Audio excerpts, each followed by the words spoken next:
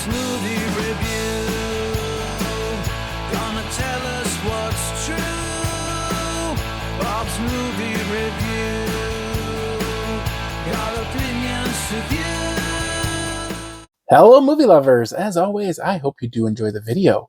Bob for Bob's movie review here, and today I am bringing you my review of Hayride to Hell. As the leaves start to fall and the air turns crisp, there's no better way to get into the spooky spirit than with a good horror movie. And what's more fitting for the season than Hayride to Hell, now available on digital from Breaking Glass Pictures.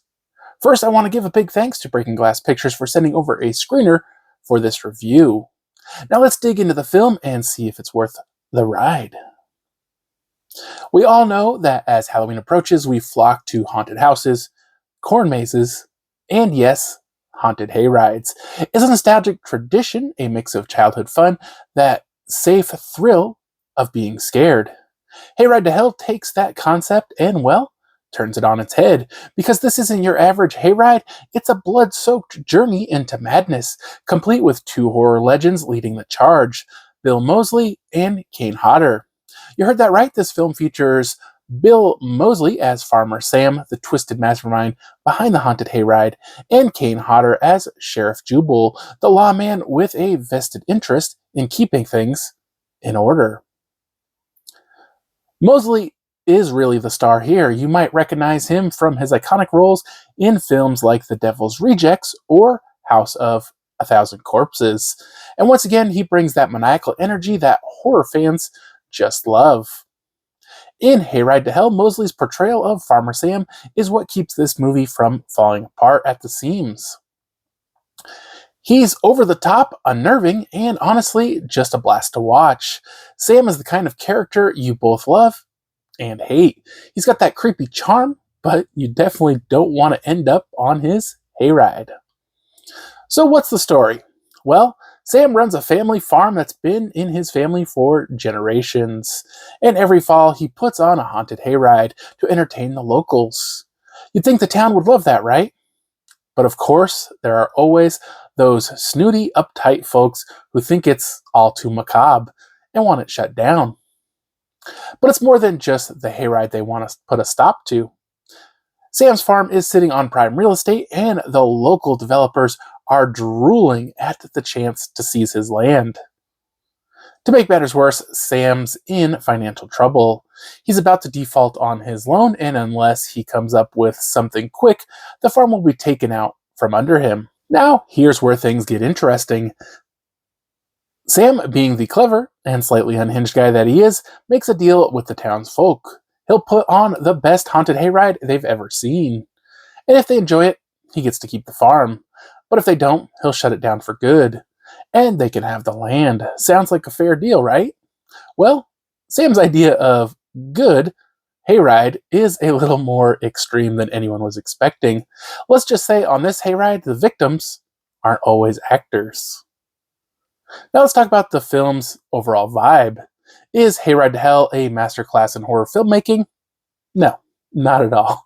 But what it does have is a lot of heart and a lot of cheese. And that's not necessarily a bad thing. If you're a fan of low-budget horror, you know what I'm talking about. There's a certain charm in the over-the-top acting, the cheesy dialogue, and the outrageous kills. It's part of what makes these films fun. Bill Moseley leans into his role with gusto, chewing the scenery and delivering lines that are ridiculous in all the right ways. Kane Hodder, while a bit more subdued in comparison, adds a nice counterbalance as the tough sheriff, trying to keep things from going off the rails. One of the movie's strengths is its practical effects. The kills are creative and gnarly, with that old school slasher feel. You can tell the filmmakers had a lot of fun coming up with ways to dispatch the characters. And there are some moments that will definitely make you wince. In a good way, of course. From pitchforks to power tools, Farmer Sam doesn't hold back when it comes to making his hayride as realistic as possible. So if you're a fan of practical gore effects, there's something here for you to enjoy. However, not everything in Hayride to Hell is pitch perfect. The special effects can be a little rough around the edges. Some of the blood splatters and background effects don't quite land. and at times they pull you out of the experience. But let's be honest, when you're watching a movie like this, you're not expecting Hollywood level polish. In fact, part of the fun is seeing what kind of wacky low budget tricks the filmmakers have up their sleeves. As for the story itself, it's fairly predictable. We've seen this type of plot before, the underdog protagonist fighting against greedy developers with a deadly twist. But despite its familiar setup, Hayride to Hell manages to keep things entertaining. The pacing is decent, and there's enough blood, guts, and campy dialogue to keep horror fans engaged from start to finish. Let's talk performances for a moment. As mentioned earlier, Bill Moseley steals the show. His portrayal of Farmer Sam is a lot of fun. He's creepy, charismatic, and just unhinged enough to make you believe he's capable of pulling off the deadly hayride. Moseley knows exactly what kind of movie he's in, and he plays it up, making Sam a memorable and menacing antagonist. Kane Hodder, best known for his role as Jason Voorhees in the Friday the 13th series, is solid as Sheriff Jubal, though his role feels a bit underutilized. He doesn't have as much screen time as Moseley, but he brings that signature toughness to the character. Now, I've got to be real with you, if you're looking for a top-tier horror movie with deep, complex characters and mind-bending plot, this isn't the film for you. But if you're in the mood for a fun, low-budget slasher flick that doesn't take itself too seriously, Hayride to Hell delivers exactly that. It's the kind of movie you throw on with a group of friends, popcorn in hand, and just enjoy the ride. Unintended. In terms of Halloween spirit, this movie does hit the mark. It's not perfect, but it has that creepy, campy vibe that pair perfectly with the season. Haunted hayrides, bloodthirsty farmers, and a farm full of secrets. It's got it all. It's got all the ingredients for a fun, if not entirely polished horror romp.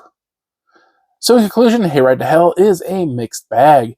The acting and dialogue are cheesy, but that's part of its charm. The practical effects are impressive, though the special effects could use a bit of work. It's not the most groundbreaking film, but for fans of Halloween-themed horror, it scratches that seasonal itch. I'd give it a solid 2.5 out of 5. Not the best, but it's certainly not the worst either.